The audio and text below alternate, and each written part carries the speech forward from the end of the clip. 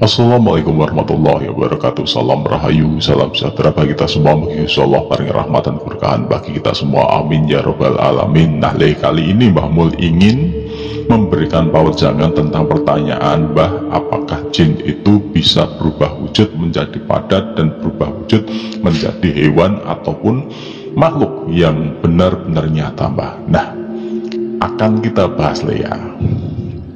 Pertama, yang namanya jin, setan, genderuwo, makhluk gaib lain di dimensi alam metafisik itu sebenarnya bisa dengan tingkat-tingkatan tertentu. Ada yang memang sudah bisa menguasai karena mereka juga seperti manusia. Untuk mencapai tingkatan itu mereka juga harus belajar ngentur rogo mereka ya, dan berusaha menjalankan laku yang juga berasal dari amalan-amalan mereka. Nah, apakah sama dengan manusia? Ya, tetapi mereka hanya beda syariatnya. Kalau kita urusannya dengan makan, mereka juga urusannya dengan laku. Wallahu alam seperti apa, Mbah Mul tidak tahu. Tetapi banyak juga makhluk-makhluk lain yang berada di dimensi alam gaib juga melakukan hal yang sama. Nah, pertanyaannya seperti ini. Kenapa mereka bisa berubah menjadi makhluk yang berupa wujud padat dan wujud fisik seperti manusia, seperti hewan, atau makhluk-makhluk lain yang menyeramkan dengan perwujudan yang sempurna? Nah, perwujudan yang sempurna seperti apa, Mbah? Nah, ini ada beberapa kasus seperti ini, Kita lihat babi ngepet. Babi ngepet itu apa, Mbah? Nah, babi ngepet itu adalah babi penjelmaan dari manusia yang kolaborasi dengan jin. Jin di sini adalah jin dengan perjanjian khusus untuk mencapai persetujuan untuk mendapatkan suatu kebendaan, terutama yang berkaitan dengan uang dalam jumlah banyak. Nah, ini babi ngepet. Wujudnya babi, manusia menjadi babi karena bantuan dari jin ataupun kodam dengan perjanjiannya. Kok iso ya? Ternyata bisa, karena materinya sebenarnya dan manusia jadi babi itu tidak bisa, tetapi karena ada unsur ketiga, yaitu adalah dengan perjanjian dari makhluk gaib yang sudah mencapai tingkatan itu, terjadi seperti asimilasi, seperti pencampuran antara manusia dengan jin yang diambil apakah dari sukmonya, apakah memang raganya yang disimpan, wallahu alam, tetapi rata-rata memang ada perubahan seperti itu. Nah, di beberapa tempat ada jin ataupun makhluk halus yang berupa berwujud seperti hewan ataupun makhluk yang menyeramkan tetapi berwujud padat, dan banyak sekali ditemukan dan banyak memperlihatkan diri. Kalau zaman dulu orang melihat itu onggoy gila. Pernah melihat siluman air, siluman air itu ya, kita bahas dulu silumannya. Siluman itu sebenarnya adalah wujud jin dari bangsa gaib yang mengambil wujud padat seperti hewan ataupun makhluk yang menyeramkan, dan itu biasanya berwujud seperti hewan ya. Hewan dan manusia seperti hewan. Nah, ini biasanya seperti kita lihat di sungai itu. Kalau zaman dulu ada istilah onggoinggi. Onggoinggi ini adalah, kalau banyak yang ngomong sekarang itu adalah hantu air ataupun hantu yang berwujud kepala yang berjalan dengan rambut panjang di dalam air. Dia menarik orang yang atau anak-anak yang berenang di permukaan. Itu mitosnya. Tetapi zaman dulu sering ditemukan seperti itu, Jadi banyak yang melihat ada seperti hewan, rambutnya panjang, ada yang menarik.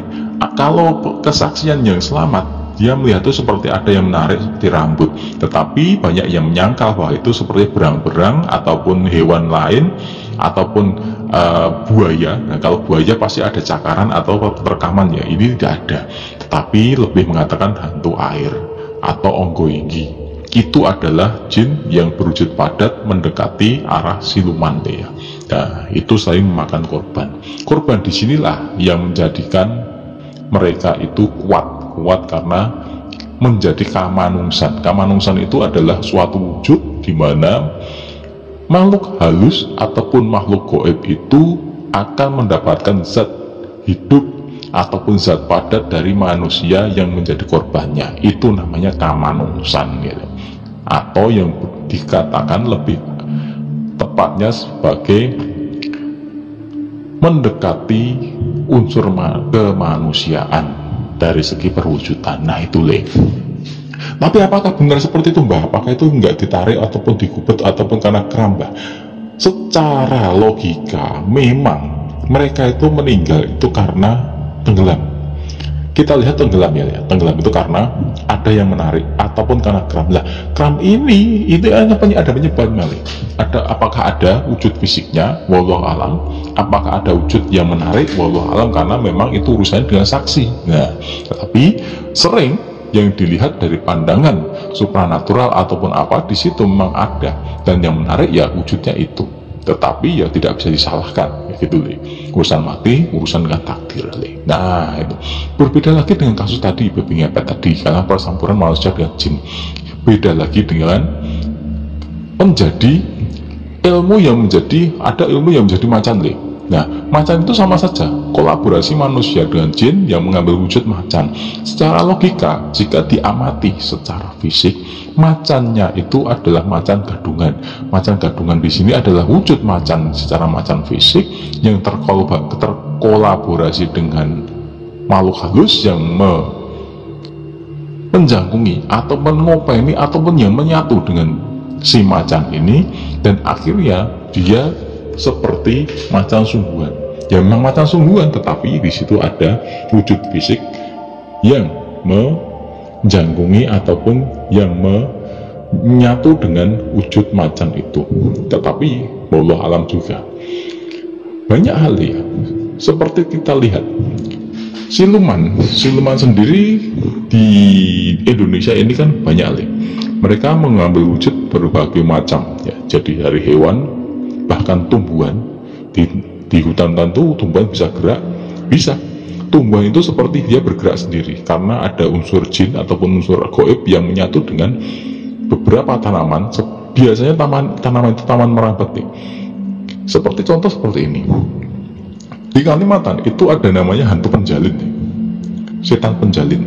Penjalin itu adalah rotan. Rotan itu kalau dalam wujud fisik itu sebenarnya kan seperti akar yang menjalar, tumbuhan yang menjalar dipenuhi duri.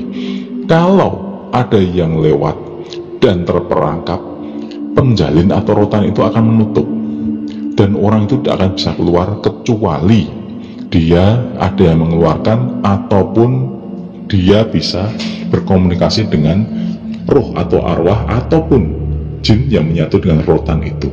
Itu sering seperti itu. Bahkan Mbah Mo dulu yang memiliki rekan yang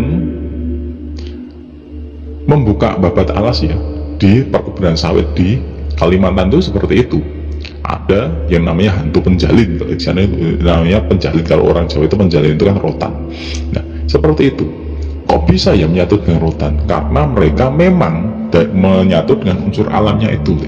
Nah biar bisa lewat seperti apa? Kalau wujud fisik ya rotan itu kan banyak durinya, nggak mungkin dia akan keluar kecuali kita berdoa minta perlindungan kepada Gusti Allah agar dibukakan, agar jin yang menyatu dengan tumbuh-tumbuhan itu bisa disingkirkan.